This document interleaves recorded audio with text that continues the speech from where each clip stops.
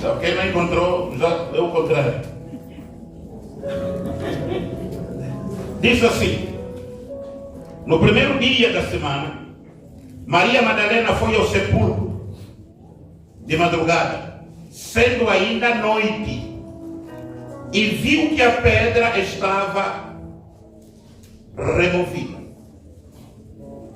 Então correu e foi ter com Simão Pedro e com outro discípulo, a quem Jesus amava, aquele João. Disse-lhes: tiraram do sepulcro o corpo do Senhor, e não sabemos onde o puseram. Saiu, pois, Pedro e o outro discípulo, e foram ao sepulcro. Ambos corriam juntos, mas o outro discípulo correu mais depressa do que Pedro, e chegou primeiro ao sepulcro. E aproximando-se, viu os lençóis de linho, todavia não entrou. Então Simão Pedro, seguindo, chegou e entrou no sepulcro. Ele também viu os lençóis e o lenço que estivera sobre a cabeça de Jesus, que não estava com os lençóis, mas deixado num lugar à parte. Então entrou também o outro discípulo, que chegara primeiro ao sepulcro. Viu e creu, pois ainda não tinham compreendido a Escritura, que era necessário ressuscitar ele dentre os mortos. E voltaram os discípulos outra vez para casa. Maria, entretanto, permanecia junto à entrada do túmulo, chorando. Enquanto chorava, abaixou e olhou para dentro do túmulo e viu dois anjos vestidos de branco, sentados onde o corpo de Jesus fora posto, um à cabeceira e o outro aos pés. Então eles perguntaram: mulher, por que choras? Ela lhes respondeu: porque levaram o meu Senhor e não sei onde puseram. Tendo dito isto, voltou-se para trás e viu Jesus em pé, mas não reconheceu que era Jesus. Perguntou-lhe Jesus: mulher, por que choras? A quem procuras? E ela respondeu, supondo ser ele o jardineiro, respondeu: Senhor, se tu o tiraste, diga-me onde o puseste e eu o levarei. Disse-lhe Jesus: Maria. Voltando-se, lhe disse em hebraico, Raboni, que quer dizer mestre. Reconhecendo-lhe, recomendou-lhe Jesus: não me detenhas, porque ainda não subi para o meu Pai, mas vai ter os meus irmãos e diga-lhes que subo para o meu Pai, vosso Pai, para meu Deus, vosso Deus. Palavra do Senhor. Amém. Levanta a sua Bíblia, diga: esta é a minha Bíblia. Eu sou o que ela diz eu sou. Eu tenho o que ela diz eu tenho. Eu posso o que ela diz eu posso. Hoje vou ouvir a palavra. Meus ouvidos estão abertos. Meu coração está pronto para ouvir e receber a bendita palavra do Senhor, que me transformará de glória em glória, de fé em fé, de vitória em vitória, em Cristo Jesus. Amém. Eterno Deus, nós te damos graça nesta manhã por este culto poderoso, por este culto abençoado e pela tua palavra que foi lida neste lugar, a qual honramos e reverenciamos. E te louvamos de igual modo, Pai, porque o Senhor está no nosso meio. Continue no nosso meio e glorifique o teu nome. Em o nome de Jesus Cristo de Nazaré, o Rei da Glória. Amém. Amém. Você que está me acompanhando pelo Facebook, permaneça ligado do outro lado até o final da nossa pregação, do nosso culto. Enquanto isso, destaque alguém, partilhe a pregação para que mais pessoas estejam conectados e sejam abençoados. Certamente tem alguém que está em um hospital, alguém que está em um leito de cama no seu quarto, alguém que está no sofá, alguém que deve estar frustrado, abatido, melancólico ou extremamente xinguivado porque ontem bebeu e diogou, mas acordou vazio, frustrado e abatido. Também conecte a essa pessoa, e se já está conectado, permaneça do outro lado e Deus te abençoe grande e poderosamente. E para você que já está aqui dentro, rapidamente, vai ali, destaque rápido alguém na minha página, destaque rápido alguém, destaque rápido alguém. Rapidamente você pode fazer isso. Que Deus te abençoe poderosamente em o nome de Jesus. Amém. Amém. Aleluia. Amado, queria pregar debaixo do tema: Ele não está aqui, ressuscitou. Aleluia. Repita comigo: Ele não está aqui, ressuscitou. Esta foi a resposta do anjo. O anjo, quando olhou as mulheres aflitas, preocupadas, as mulheres foram para ver o corpo de Jesus, mas perfume para perfumar o corpo de Jesus. E quando chegaram lá, elas encontraram o túmulo aberto e vazio. E elas não sabiam o que iriam fazer ou o que iriam dizer. Mas os anjos que apareceram lá disseram para aquelas mulheres: mulheres, por que procurais entre os mortos aquele que vive? Ele não está aqui, mas ressuscitou. Queridos, eu quero começar por te dizer que tudo o que aconteceu com Jesus foi planificado por Deus, foi programado por Deus, e expressava uma coisa: a morte e ressurreição de Cristo foi programado por Deus, foi agendado por Deus antes da humanidade existir, e expressava uma coisa, expressava o amor inefável que Deus tem para a humanidade. A morte de Cristo foi a expressão mais alta do amor de Deus para a humanidade. Foi a morte de Cristo na cruz, como diz lá em Romanos 5:8. Mas Deus prova o seu amor para conosco pelo fato de Cristo ter morrido por nós quando ainda éramos pecadores. Mas também é interessante dizer para o amado que a morte de Cristo na cruz era o cumprimento direito de Isaías 53 e de João 3,16.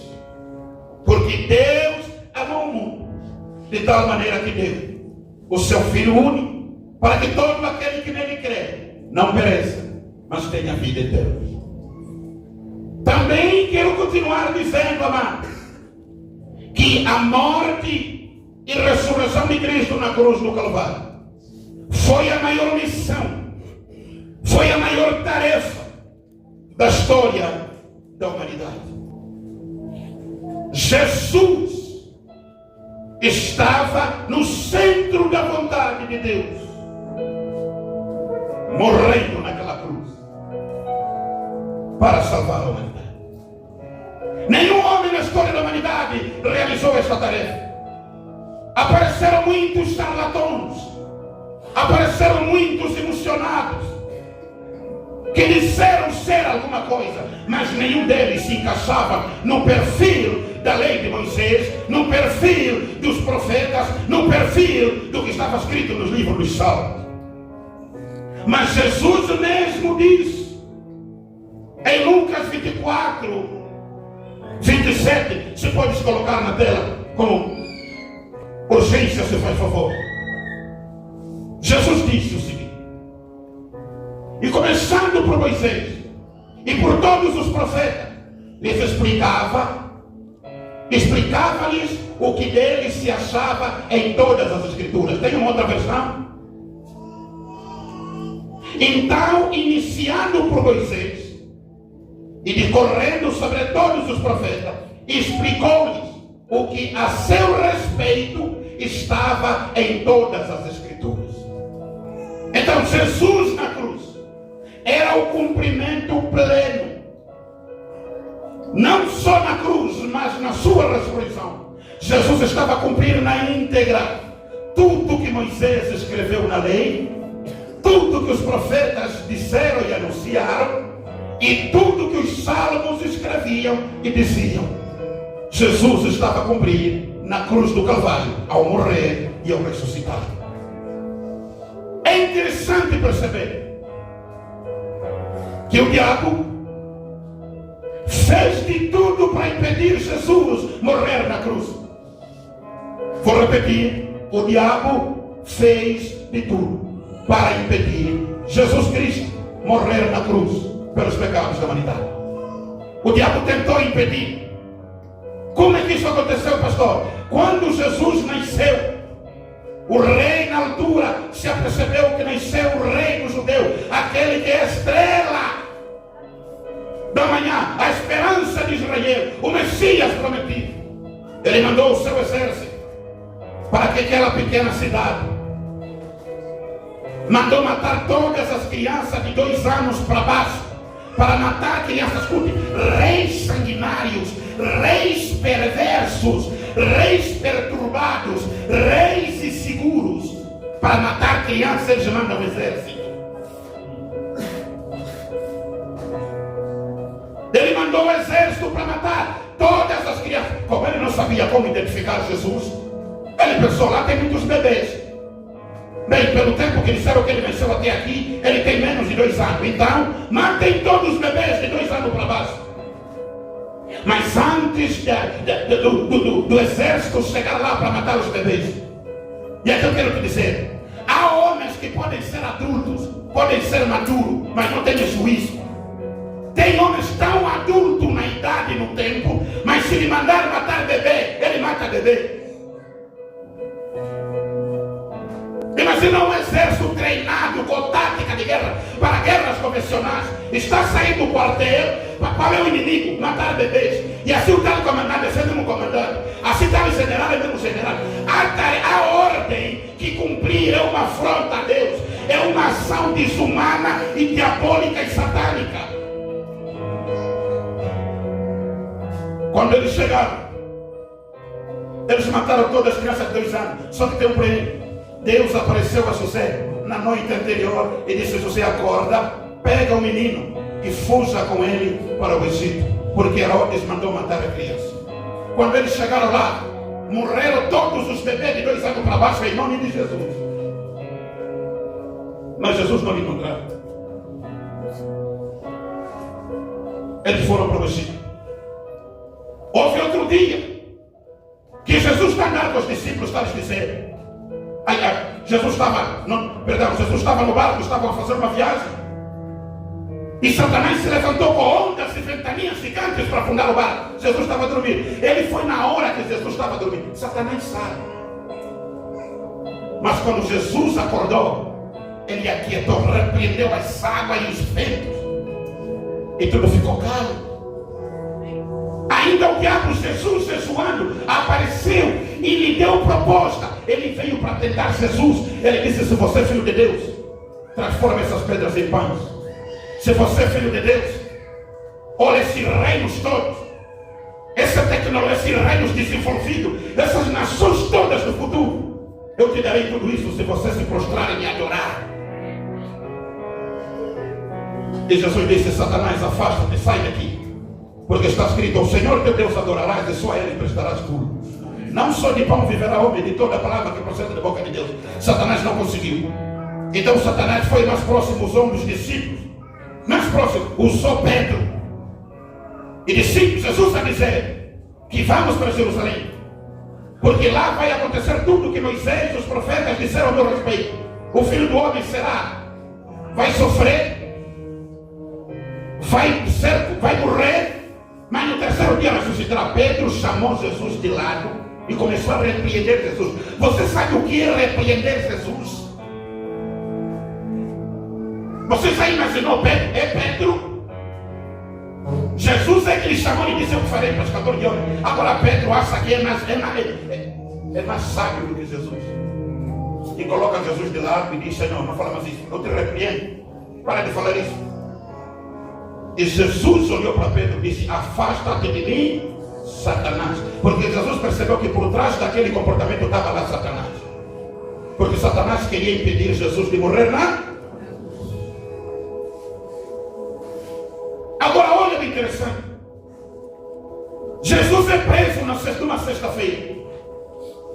A sexta-feira se tornou, aquela sexta-feira se tornou uma sexta-feira amarga. Se tornou uma sexta-feira fria. triste, melancólica e dolorosa. Porque naquela sexta-feira Jesus foi traído. Foi traído por alguém que comeu com ele, andou com ele, serviu com ele. Aquela sexta-feira se tornou uma sexta-feira triste, porque a igreja ficou abalada, os discípulos ficaram abalados. Lembra que em Lucas 24, quando Jesus estava, dois discípulos estavam no caminho de Emaús, Jesus apareceu no meio deles e começou a conversar com eles. Eles disseram assim: você é o único que não sabe o que aconteceu em Jerusalém? O que foi feito com um homem chamado Jesus? Ele era poderoso em obras. E nós pensávamos, nós esperávamos que era ele que iria salvar, que iria resgatar Israel. Sabe qual é o entendimento que eles tinham? Uma das tristezas que eles tiveram não é porque Jesus simplesmente morreu. Uma das tristezas que eles tiveram não é porque Jesus se ausentou do meio deles. É porque eles tinham esperança. Porque muitos judeus que não aceitaram Jesus e alguns judeus que seguiam Jesus, eles pensavam que Jesus iria libertá-los do jugo romano. Eles pensavam que Jesus era um líder político que, por meio de organização de exército, negociações diplomáticas com Roma, iria libertar Israel, os judeus, do jugo romano. A esperança de muitos deles era esta. Eles não viam Jesus, alguns, como Messias, o Cristo, o Redentor, o Salvador, aquele que veio para morrer e salvar. Eles olhavam a Jesus como o salvador político, o líder político, um rei, um general que iria libertá-los do jugo romano. E olha o interessante, amados, a sexta-feira se tornou um dia de decepção para essas pessoas que acreditavam que Jesus seria um líder político, que iria libertar os políticos administrativamente de Roma. Eles ficaram decepcionados. Mas também a sexta-feira foi um dia de dor. Jesus foi espancado. Antes dele morrer, ele apanhou uma carga de pancada muito forte. Ele levou 39 chicotadas. A sentença romana para aquele tipo de criminoso era 40 chicotadas. E eles faziam, segundo alguns estudiosos, eles faziam um tipo de chicote que na ponta tinham bolas com pontas afiadas, que quando ele batia, quando puxava, arrancava carne. Diz-se que aonde ele foi chicoteado, o chão ficou vermelho de sangue, de pedaços de carne. Eram 40 chicotadas. Mas da 39ª, eles pararam porque alguns acreditavam que se levasse a última chicotada, teria morrido ali. E a Bíblia diz que ele estava mudo como o cordeiro que é levado no matador. Ele não se defendeu, ele não revidou. E ele tinha poder para sair de lá, ele tinha poder para anular aquilo, ele tinha poder para matar todo por meio de uma única ordem. E eu acredito que tinha anjos que estavam prontos para ouvir uma ordem de eleição. E ninguém, esses anjos provavelmente tinham decidido, iriam acabar a nação de Israel naquela noite. Mas havia um silêncio total. E na sexta-feira ainda, o Senhor Jesus que eram dele, ele deram uma coroa falsa e foi sentenciado à morte e foi conduzido até a cruz em Gólgota. E quando chegou na cruz, foi crucificado.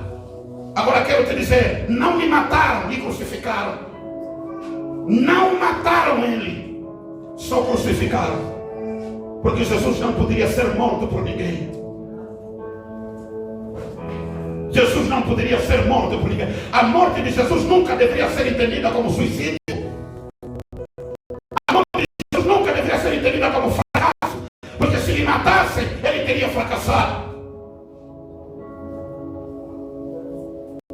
morte própria para a redenção da humanidade. Porque não seria uma morte conseguida. Ele deu, ele disse, meu pai, ele falou 7 palavras na cruz, que não é minha mensagem nesta manhã. E uma delas foi, em tuas mãos eu entrego o meu espírito. Quero te dizer que virão dias de dor. Na nossa história como homens também virão dias de agonia, virão dias de dor. Não entrega o teu espírito na mão daquele primo à toa, daquele marido à toa, daquele colega à toa, daquele patrão à toa. Quero te dizer, na vida, que o único lugar para você descansar é nos braços do Pai. Glória a Deus. Porque o Pai sabe como mudar a tua história, sabe como te restaurar, sabe como te libertar, sabe como te trazer de volta, sabe como te avivar. O Pai sabe como te dar uma segunda chance. Jesus não disse em Moisés, nos serafins, nos querubins, ele não disse nos milhares de anjos, entrego o meu espírito. Ele disse, Pai, em tuas mãos eu entrego o meu espírito. Quero te dizer, repito, há problemas, há situações, há lutas, que o lugar para você colocar o teu coração, a tua mente, a tua segurança, o teu espírito, não é na igreja, não é no pastor, não é no profeta, não é no governo, é nos braços do Pai.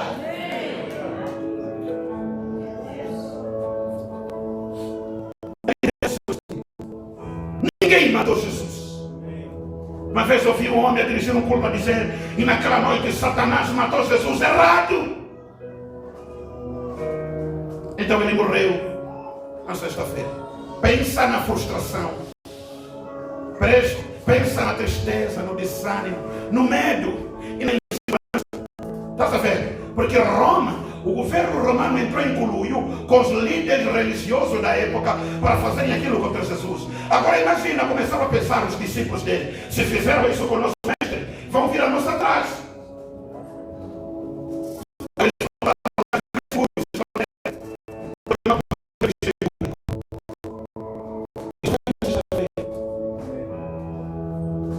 Porém, sábado chegou. Sábado foi o dia do silêncio total. Silêncio. Sábado foi o dia da expectativa. Sábado foi o dia da expectativa, não. Foi o dia da dúvida. Foi o dia da incógnita. Foi o dia de agora. O que vem a seguir? O que está acontecendo agora? Será que ele foi anulado? Foi apagado para sempre? Imagina lá no palácio do rei. E aí? Será que anulamos aquele charlatão? Aquele falso nós lhe apagamos? Imagina Anás e Caifás, o sacerdote, em reunião. Conseguimos, será? Sábado foi um dia de silêncio. Silêncio para a humanidade. Mas Jesus estava trabalhando. Jesus no sábado estava no lugar certo, na hora certa, despindo Satanás de todas as vestes de autoridade, despindo Satanás de toda a legalidade que recebeu de Adão, despindo Satanás de todo o poder, despindo Satanás de toda a autoridade, despindo Satanás do poder da morte e do poder do que ele fazia. Era silêncio para o homem, mas Jesus desceu as partes mais baixas e maniatou o inimigo e lhe tirou as chaves da morte. Aleluia!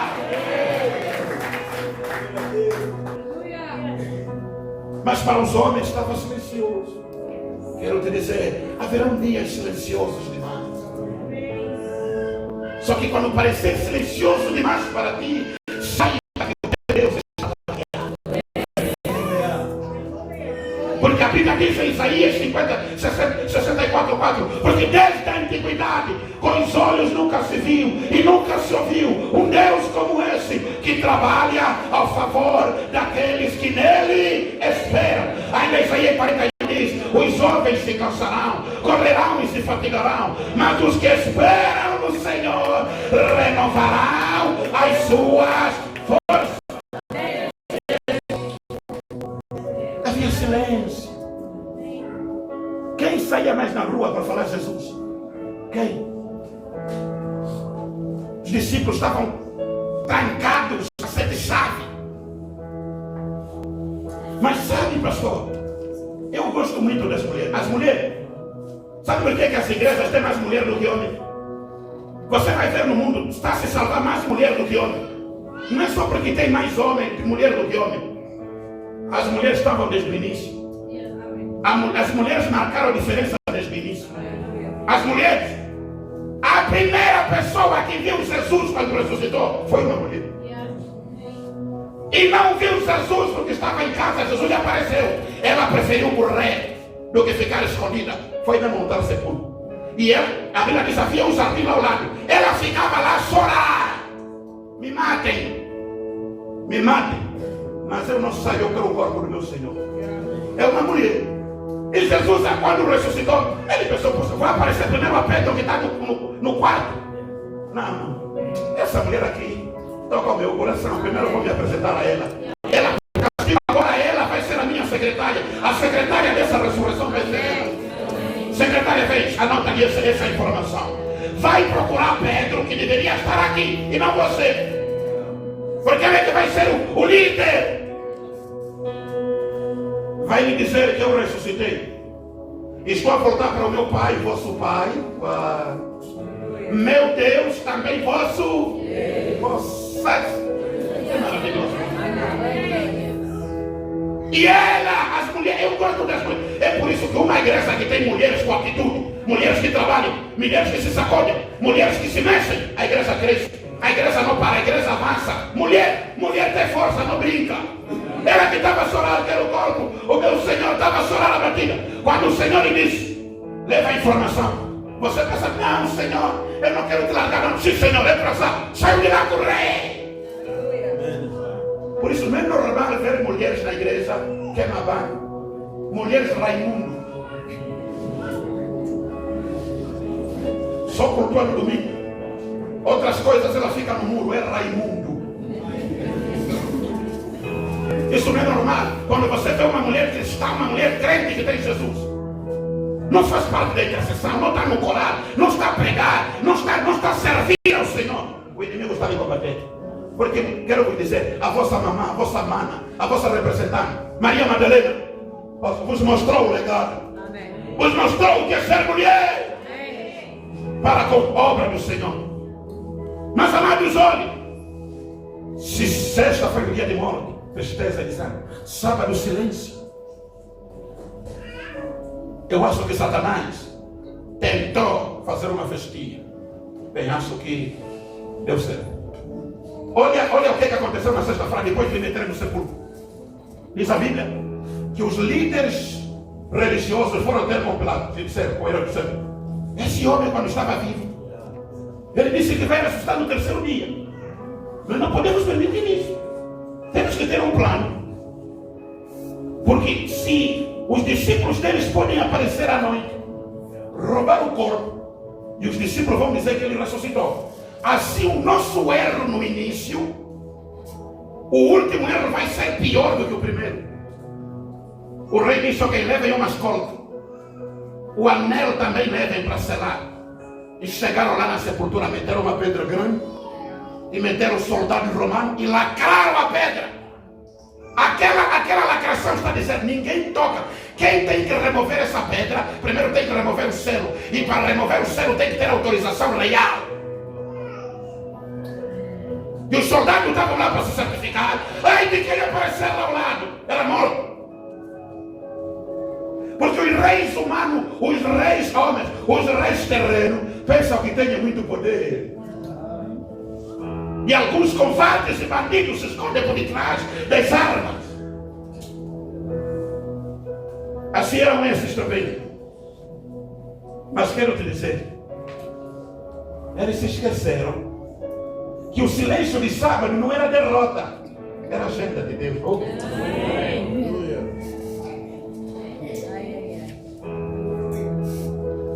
O silêncio de sábado não era fracasso, era propósito de Deus. Algumas vezes vai parecer que você fracassou, você acabou mal. Se tem alguém dormir ao teu lado, lhe diga que o quarto dela não é aqui.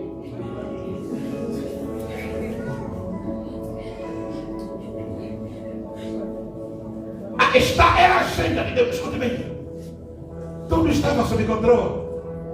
Deus às vezes trabalha no silêncio. Deus prefere trabalhar no silêncio. A coisa que Deus às vezes não fala, vai estragar, ele fica silencioso, mas está a trabalhar. Quando você dá conta, já está. E a Bíblia diz que veio domingo, terceiro dia, primeiro dia da semana, muito cedo. Maria Madalena, olha, essa Maria Madalena, essa irmã, nossa, eu não sei, eu vou lhe dar um abraço. Não, irmã, você, sim senhor, você merece um abraço. Diz que ela acordou quando ainda era noite de madrugada. Eu não sei se acordou 1 da manhã, se acordou 3 da manhã. Imagina o perigo. E sabe daí fazer o quê? Daí quem buscar o corpo de Jesus? Uma mulher, sozinha, que levar um cadáver de madrugada. Que tipo de mulher ela quer? Ela não, ainda não chamou a Isoda. Ela primeiro foi sozinha.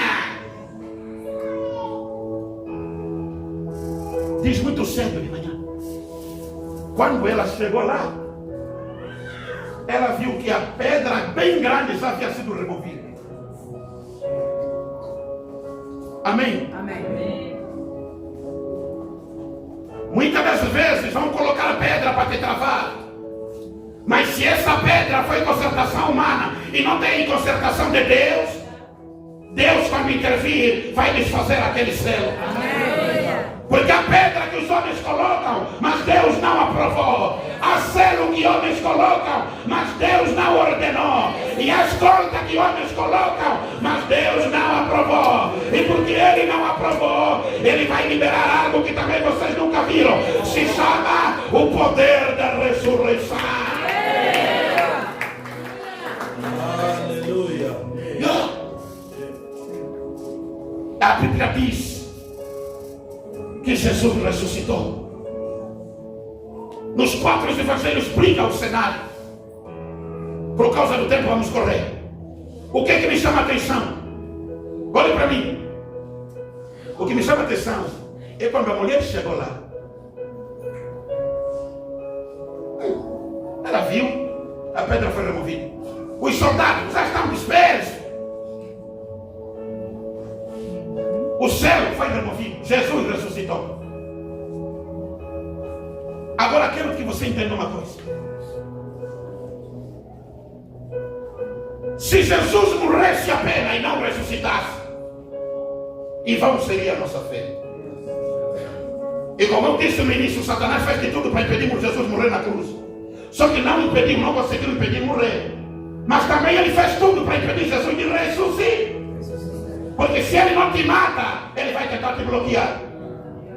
Só que ele não é uma coisa que ele não entendeu. Ele sempre erra nos cálculos e nas planificações.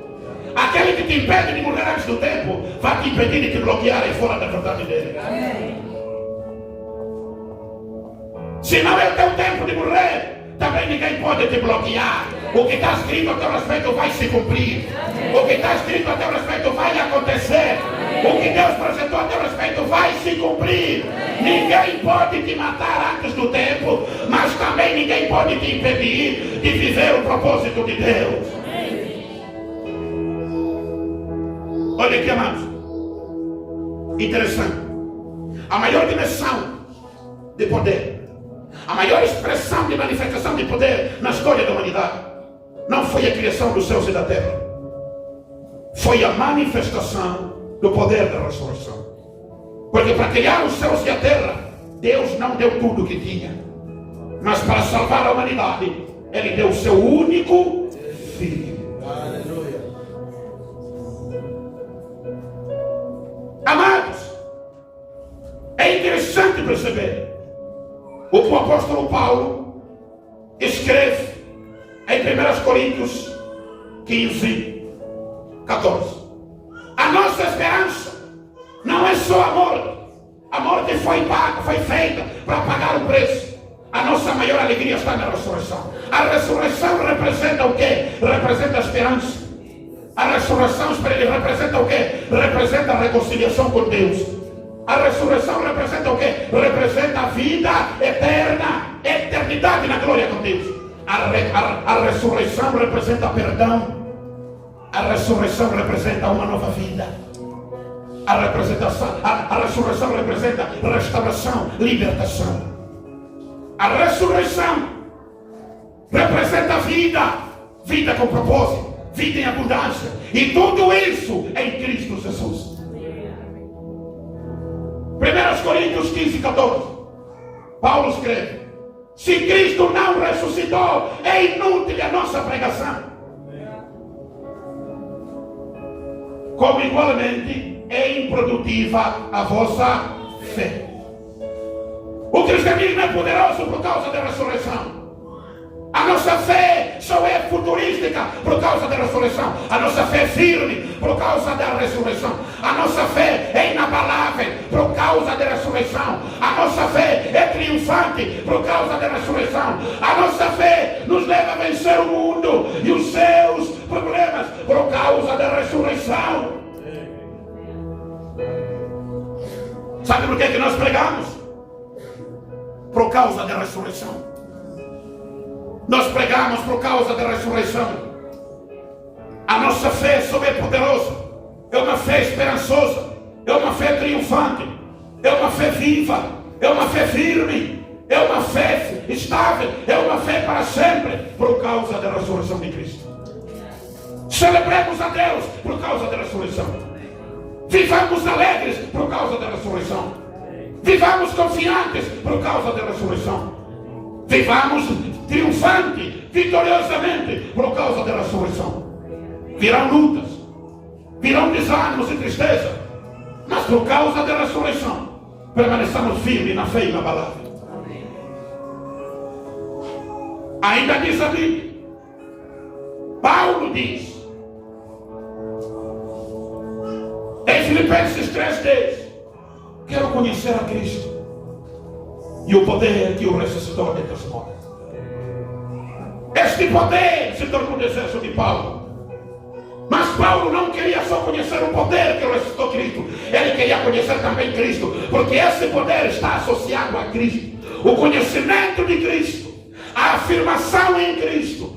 A firmeza em Cristo. E o conhecer progressivamente a Cristo nos leva a conhecer, a experimentar o mesmo poder que esteve sobre ele. Efésios 1:20 diz que o mesmo poder que ressuscitou Cristo dentre os mortos opera também em nós. Quando os discípulos chegaram lá, a Bíblia diz que a mulher informou a Pedro e a outro discípulo a quem Jesus amava. E esses saíram de onde estavam a correr.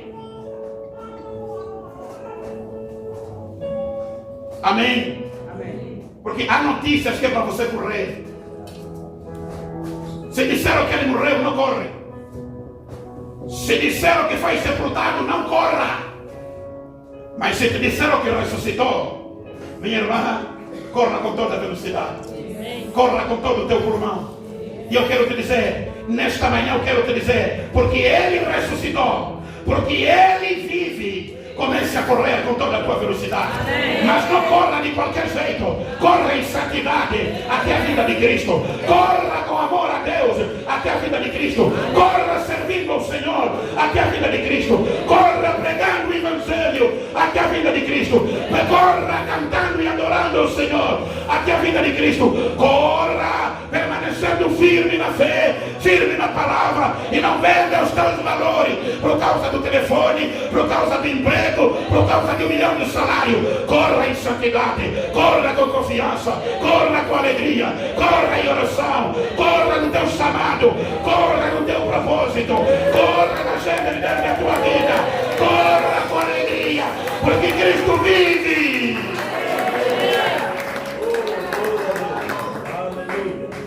Porque Cristo vive. Corra, porque ele ressuscitou. Não chora mais, Pedro, corra, ele ressuscitou. Não é tempo de chorar, ele está vivo. E eles correram, os dois. E a Bíblia diz, o jovem estavam a correr junto, mas o jovem chegou primeiro, porque o jovem tinha velocidade, o jovem tinha energia. O ministério precisa de jovens e velhos que correm juntos. Pedro era maior de idade. Pedro tinha legalidade para entrar, tinha autoridade para entrar, mas não tinha velocidade para chegar primeiro. Não tinha velocidade, não tinha energia, não tinha físico para chegar primeiro. Precisamos dos Pedro na igreja. Aqueles que têm maturidade, aqueles que têm legalidade, aqueles que têm autoridade. Só que eles não conseguem chegar primeiro. Precisamos dos jovens. A igreja precisa da energia dos jovens. Jovens que têm energia para orar, energia para pregar o evangelho, energia para servir a Deus, energia para abrir igreja, energia para abrir células, energia para abrir turma de discipulados, energia para buscar a Deus, para subir os montes, energia para servir, para pregar, para prestar culto a Deus. Precisamos de jovens com energia. Cadê os jovens que têm energia, que têm velocidade? Muitas das vezes, pastor Armando, pastora Manuela, os velhos na igreja, apesar de cansados e velhos, é os que trabalham mais, é os que estão a fazer mais a obra, é os que estão mais cansados a trabalhar. E os jovens que têm energia e velocidade são relaxados demais, são covardes demais, são preguiçosos demais, são irresponsáveis demais, porque ouvem, gritam aleluia e falam em língua, mas nunca crescem, nunca atingem maturidade, nunca se comprometem, nunca ganham responsabilidade, nunca se tornam confiáveis, nunca são sérios, porque estão a amar o presente século. Jovens, é tempo de dar a Deus o que é de Deus na tua vida, porque a César você dá desde que veio a este mundo. O jovem chegou primeiro. Nós queremos jovens que chegam primeiro com a igreja Casa do Leiro no ano. Queremos jovens que chegam primeiro com a igreja no Campo Cubano. Queremos jovens que chegam primeiro com a igreja em Malange. Queremos jovens que levam primeiro a igreja em Luanda. Quando o pastor chegar lá, é só para colocar fundamento. Aleluia. Queremos jovens que correm, que têm energia para ganhar dinheiro, têm energia para abrir empresa, têm força para negociar. Compra e vende, compra e vende, compra e vende. E acumula capital. Para quê? Para trazermos mais velho, para investirem sabiamente na obra de Deus. Temos jovens que estão a correr, mas só querem entrar na função pública para ter reforma quando envelhecerem. Temos jovens que têm energia e velocidade, mas só estão preocupados com o iPhone, só estão preocupados com o Samsung, só estão preocupados em comer hambúrguer e comer pizza, só estão preocupados com fatos e gravata, são ausentes, omissos. Não se preocupam com a casa de Deus, com a obra de Deus, com as coisas de Deus, com o evangelho de Deus e com o reino de Deus. Estão a gastar a energia, estão a gastar a força, a desperdiçar para as coisas sem validade desta terra. Discorreram junto, o velho e o jovem. O jovem chegou primeiro. Diga no teu irmão, somos jovens, vamos chegar primeiro. Diga, chega primeiro no culto, chega primeiro na intercessão, chega nos ensaios, vamos chegar primeiro. Diga, irmã, vamos chegar primeiro na reunião. Diga, no retiro, vamos chegar primeiro. Diga, nas ofertas, vamos ser os primeiros. Diga, vamos ser primeiro a ensinar com ele.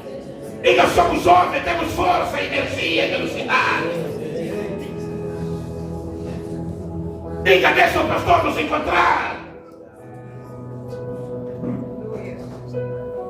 O jovem chegou, mas não entrou. Porque uns têm a graça de chegar primeiro, e essa graça tem força e velocidade. Mas outros têm a graça de chegar depois, mas a graça deles é para entrar, para saber o que está lá dentro. E quando Pedro chegou, Pedro entrou. Diga, vamos criar condições para os nossos mais velhos entrarem.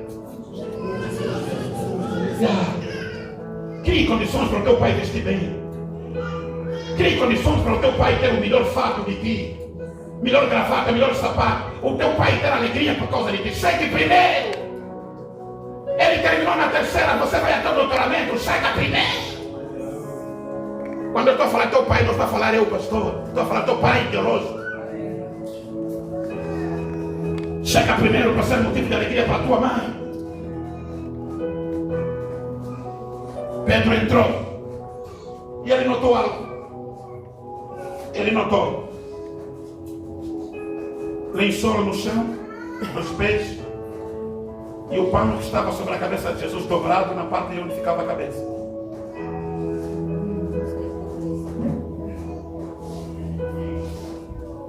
Por causa do tempo vamos correr, mas eu vou te explicar o seguinte. Eles saíram fora. A mulher também foi e depois voltou mais. As mulheres. Deus me dê Marias Madalena nos dias de hoje. Estou cansado das Teresa. Estou cansado das Catumbo. Só dá um trabalho. Eu quero as Maria Madalena.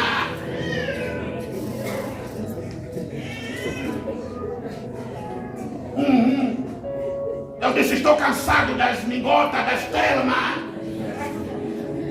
Quero as Marias Madalena. Voltou mais lá. Mas olha, quando os discípulos voltaram para casa, fecharam a porta, tudo fechado até a janela. Começaram a conversar, ressuscitador. Pedro, como ressuscitador? Não está lá. Mas para alguns, não. Se não está lá, roubaram o corpo.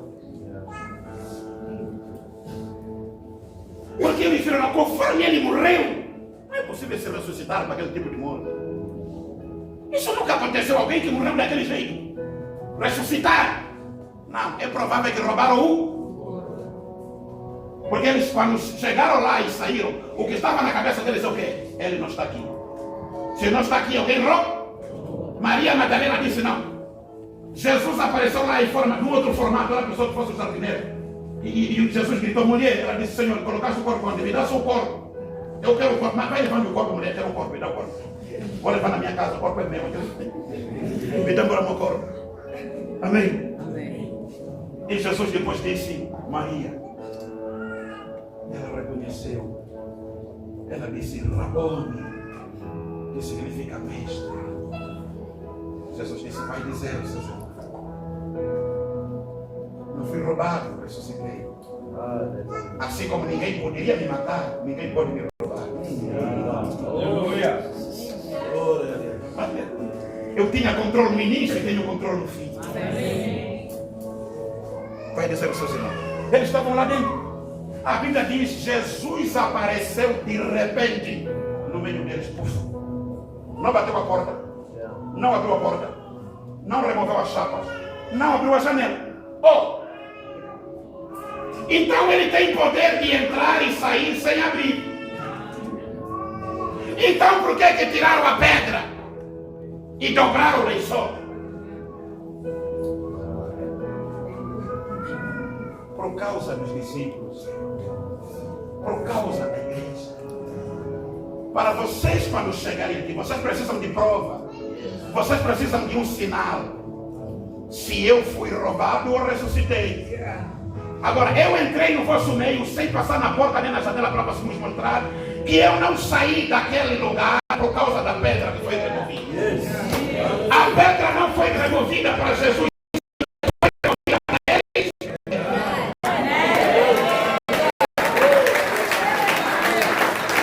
Porque quem é que tinha que ter certeza de quem? Os discípulos é que tinham que saber e ter certeza que Jesus ressuscitou. Logo eles é que tinham que ir. Mas Jesus não precisava da pedra. Ele saía sem tocar a pedra. Mas ele decidiu remover a pedra para eles entrarem. Para eles entrarem e ver, ele ressuscitou. Este é o sinal de que ele ressuscitou. A pedra foi.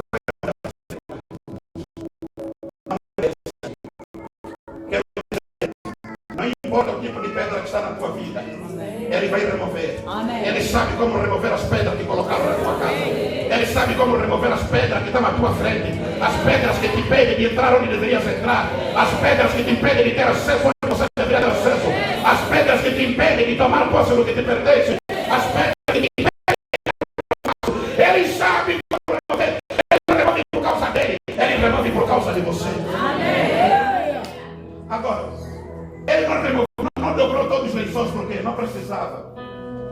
precisava deixar um sinal lá dentro. Para os discípulos ao entrar, deveriam saber o quê? Quem esteve aqui não saiu apressado. Ele acordou. Eles já vão vir daqui a pouco. Vou tirar perto. Eles entrarem aqui dentro. Eles têm que ter certeza que eu ressuscitei.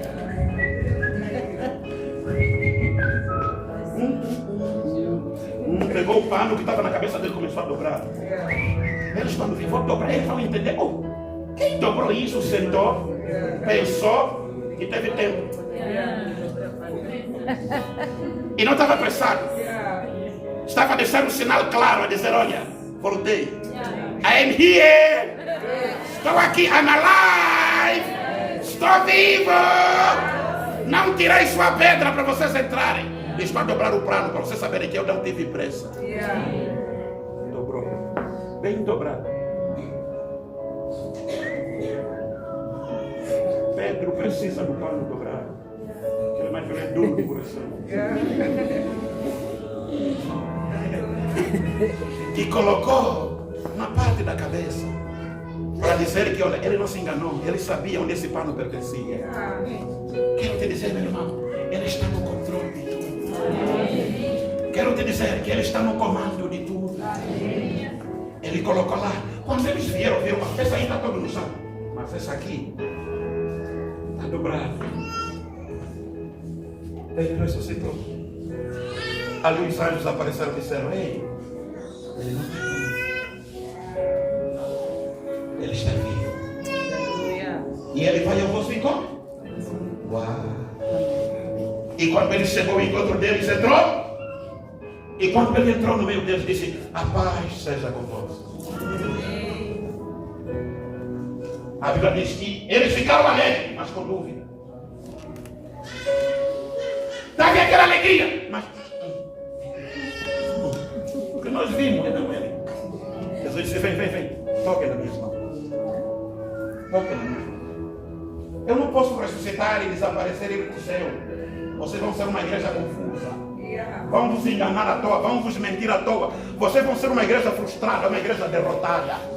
Eu tenho que vos dar certeza plena de que ressuscitei. Mesmo para ir no céu, Jesus não evaporou. Subiu diante dos olhos dele. Diz que enquanto falava com eles, e as nuvens o elevavam. E ele falava, vai me dado todo o poder nos céus e na terra. E ele foi subir. E idem por todo o mundo, pregar o evangelho a toda a criatura, fazer discípulos de todas as nações.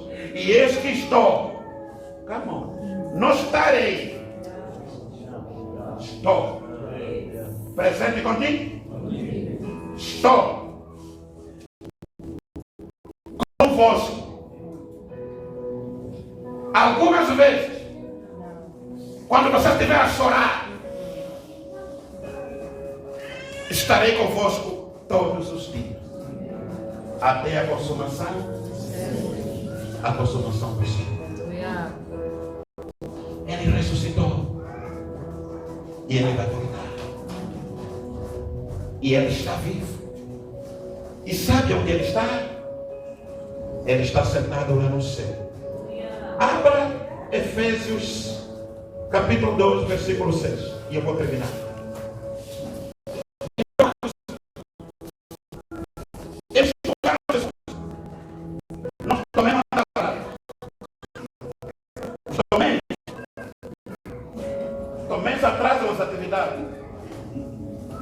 Quando chegou e disseram, o mestre estava aqui, ele disse, nunca mais. Vocês não são como vocês. Vocês também são muito emocionados. Apareceu aqui, não sei, Pedro, vocês viram o mesmo vídeo? Pedro, você. Ele apareceu aqui, não acredito. Eu, se não lhe ver e não lhe tocar, não vai acreditar. Ela diz que 7 dias depois Jesus apareceu. Os incrédulos são sempre os últimos.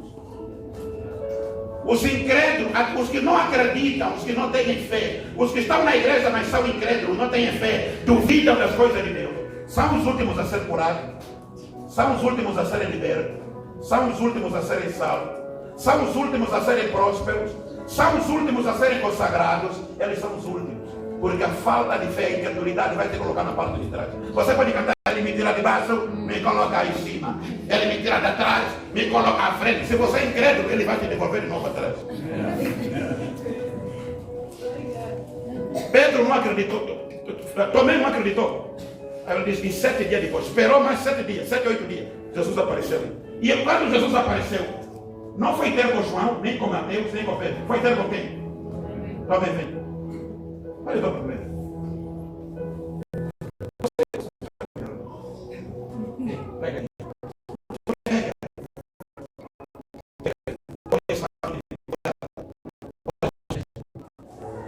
A Bíblia diz que Jesus, para lhes dar mais prova que ressuscitou, eles estavam muito abalados.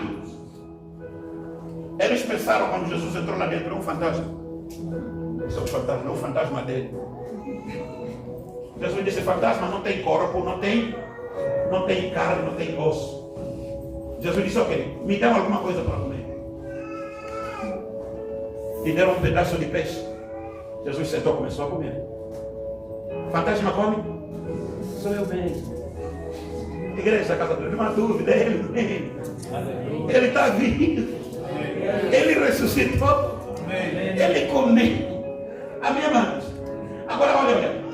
Se ele entrou sem um corpo físico, e para comer teve que ter um corpo físico, esse nosso Jesus é estranho, mas cuia. Ele tem múltiplas formas, ele tem múltiplos formatos, e ele pode se revelar a cada um de nós, segundo a necessidade de cada um. Por isso é que não dá para combater a experiência do outro, porque conforme Deus se revelou a ele, é diferente de como se revelou a você. Amém. Conforme Deus falou com ele, não é conforme falou contigo. Se ele está falando para Deus falou comigo, não critica o outro, não duvida. Segundo a necessidade dele, o Senhor apareceu ele de outro jeito.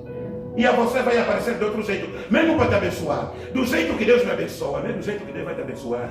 Ele vai te abençoar segundo a graça dele, a medida da fé, segundo o propósito dele para a tua vida e na minha vida também. Não fica com inveja do outro, cada um tem a graça dele. Amém. Amém. Olha aí. Deus nos ressuscitou com Cristo. E com ele nos entronizou nos lugares celestiais em Cristo. O que é entronizar? O que é entronizar? Colocar no trono? O que é isso? Espiritualmente, quando Jesus morreu na sexta, nós morremos com ele e fomos sepultados com ele. Quando ele ressuscitou no domingo, espiritualmente, ressuscitou conosco. Quando ele subiu ao céu, espiritualmente, subiu conosco. E quando ele subiu no trono, e sabe qual é o lado do trono ele está? A Bíblia diz, à direita de Deus Pai. Naquele trono onde ele sentou à direita de Deus Pai, também nos fez também sentamos com ele. Por isso eu tenho duas dimensões. A igreja é a única instituição com duas dimensões. A dimensão espiritual, a dimensão do céu e a dimensão terrena. Se você só julgar ele na dimensão terrena, é ali onde você vai fracassar. Porque ele pode estar a dar errado hoje na dimensão da terra, mas na dimensão do céu ele já foi aprovado. E quando o céu se mover, aqui na terra ele vai se manifestar. Por isso não julga ninguém com base no momento dele. Não despreza ninguém com base no hoje dele. Não rejeita e não acusa e não ataca e não difame ninguém, porque você está à frente ou acima dele. Porque quero te dizer, lá na dimensão do céu, pode ter uma agenda para a vida dele. Que nos próximos dias ele vai te ultrapassar. Nos próximos dias ele vai estar à tua frente. Nos próximos dias ele vai ser o teu salvador. Nos próximos dias ele vai ser o teu ajudador de destino. Por quê? Porque temos duas dimensões. A divina e a terrena. E lá em cima, a Bíblia diz, ele nos abençoou com toda sorte de bênção nas regiões celestiais. O que quer dizer que eu me conheci tão bem aqui na terra, quanto me conhecem tão bem aonde? No céu. Tenho dupla identidade e dupla nacionalidade. E somos extraterrestres. Porque temos procedência divina e estamos aqui na terra. Tudo por uma única razão. Porque Cristo ressuscitou. Amém. Porque se Cristo ressuscitou. Amém. Aplauda o nome do Senhor.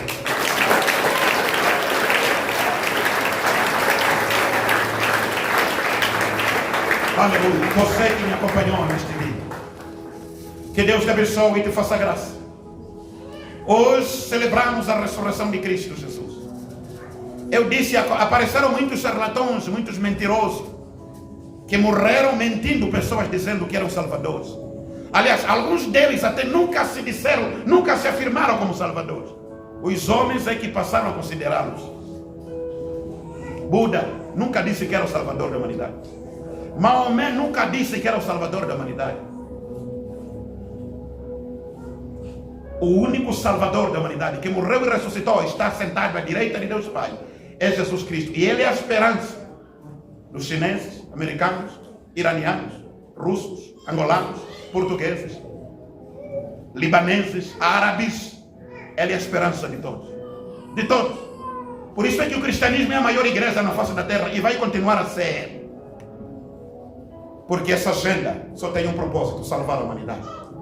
E você que me acompanha, seja quem você for, o único que pode perdoar os teus pecados, te dar um novo coração e um novo espírito, e transformar você por dentro, escrever o teu nome no livro da vida, e que vai voltar, único, que não está na terra, ressuscitou, é Jesus Cristo. Buda, sabe onde ele encontrar? Maomé também, Cristo não. Que Deus te abençoe e te guarde e te fortaleça. Partilhe a minha pregação e destaque a palavra para abençoar mais pessoas. Deus te abençoe. Shalom, graça e paz. Você que está aqui, feche os olhos.